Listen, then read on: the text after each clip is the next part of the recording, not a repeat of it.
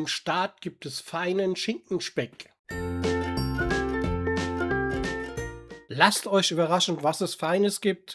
Schweinebauch vom Lidl, 3,99 das Kilo. Haha, mal sehen, ob das was wird. Silberhaut runter, wird zäh. Das Fett hier schneide ich weg. Die Schwade nicht wegschmeißen. Die kann man einfrieren und später, wenn man Leberwurst macht, kann man die gut hinzufügen oder auch zu euren Würsten verwenden. So, wir haben ein Gewicht von 13,40. Also das wäre dann auf dem Kilogramm 30 Gramm Pökelsalz. Da könnt ihr hingehen bis 36 Gramm, aber alles, was dann über 36 Gramm ist, das ist zu salzig. So, dann nehmt ihr jetzt ein ganz normales Backblech und tut mal euer Backblech überall ein bisschen Pökelsalz hinmachen. Eine Hälfte hebt ihr euch auf und das tun wir dann überall schön drin wenden, auf alle Seiten.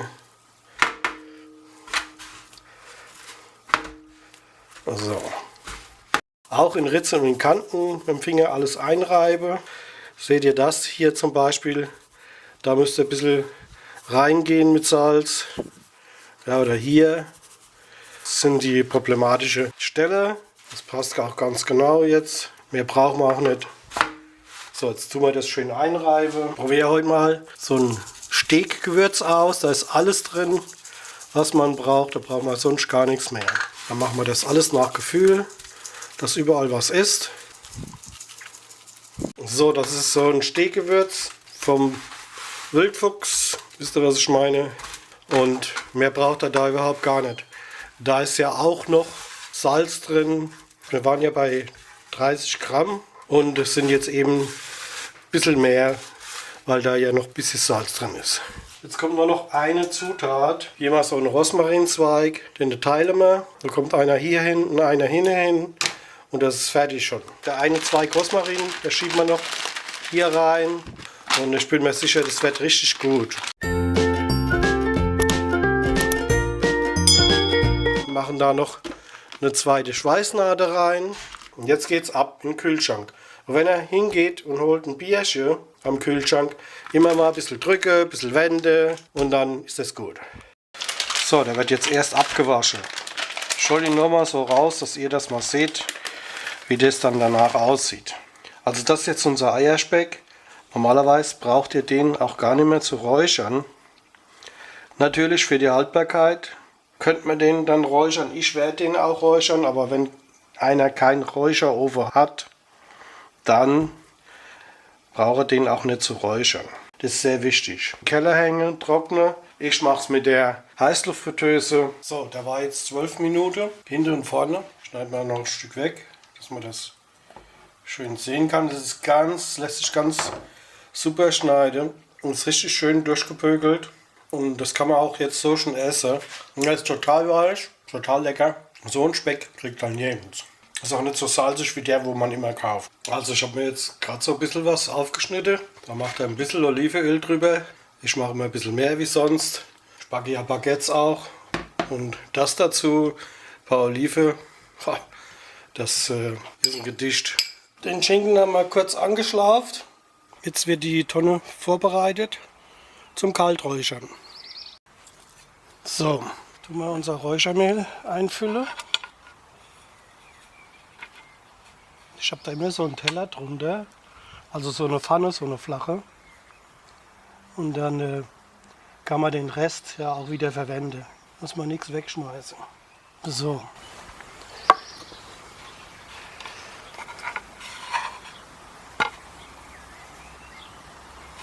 Seht ihr, da kann man das dann wieder verwenden. Ist ein bisschen regnerisch, ist nicht so gut, wegen der Luftfeuchtigkeit. Ein bisschen andrücken, nicht zu fest, aber auch nicht zu leicht. So fester ihr das drückt, umso langsamer brennt es ab, umso leichter, umso schneller brennt es ab. Allerdings bekommt er dann auch eine größere Hitze. Und er hält 12 Stunden. Da kommen jetzt hier noch ein paar Gardekräuter drauf. Das schmeckt sehr gut. Bisschen Wacholder und Lorbeer machen wir drauf.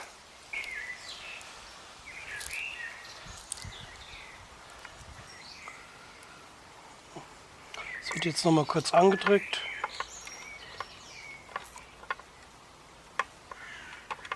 Du musst immer gucken, dass das Räuchermehl total trocken ist.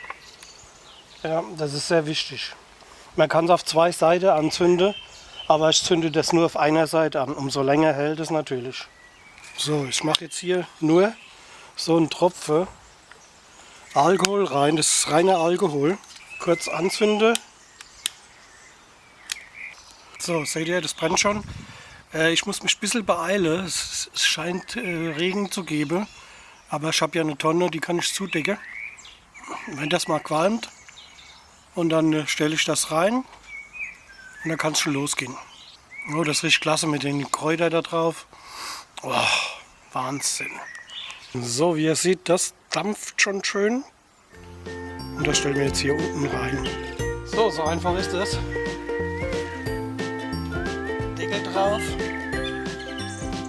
Ja, das ist alles keine Arbeit, das geht alles ruckzuck. Ist eigentlich auch nur immer Wartezeit. Aber man wird später dafür richtig belohnt. Jetzt kann man es auch sehen, dass es schön rausdampft. Also wir haben jetzt eine Außentemperatur von 19,5 Grad. Jetzt fahren wir da mal rein. 22,4, das ist doch okay. Das passt ganz genau. Also so sieht der Schweinebauch jetzt nach 12 Stunden aus. Hat schon eine schöne Farbe. Und dann mache ich 12 Stunden Pause. Und dann geht es weiter. Da wird dann nochmal 12 Stunden geräuchert. Und diesmal räuchere ich mit 2 Schalen. So, zweiter Räuchergang mit 2 Schalen. Den Deckel haben wir hier mit Küchenpapier abgeklebt. Das ist dafür fürs Kondenswasser. Funktioniert einwandfrei, wunderbar. Man kann auch immer sehen, wie viel Kondenswasser war. Es war eigentlich gar nichts. Man sieht nur hier farblich Unterschied vom Rauch. So sieht es jetzt heute Morgen aus. Wir haben Regen gehabt die letzten Tage. Das war gar nicht so gut fürs Räuchern. Ich denke, das ist fast gut. Vielleicht mache ich noch einmal durch. Mal sehen, wie das Wetter wird. Und ansonsten wird er dann auch so gelassen. Diese schwarzen Punkte, was ihr seht, das sind diese Pfefferkörner. Lecker! So, dann tun wir mal schöne Eierspeck runterschneiden.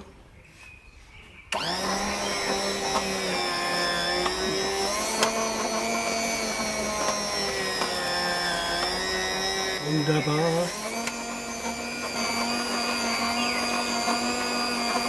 So, die Maschinen. Da gibt es auch ein Video von mir. Könnt ihr mal gucken.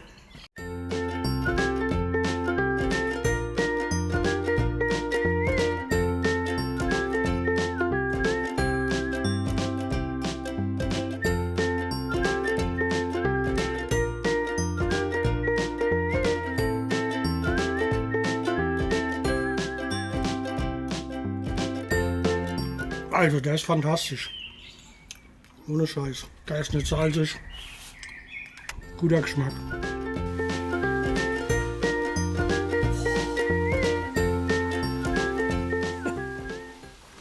Das zu den Eiern morgens.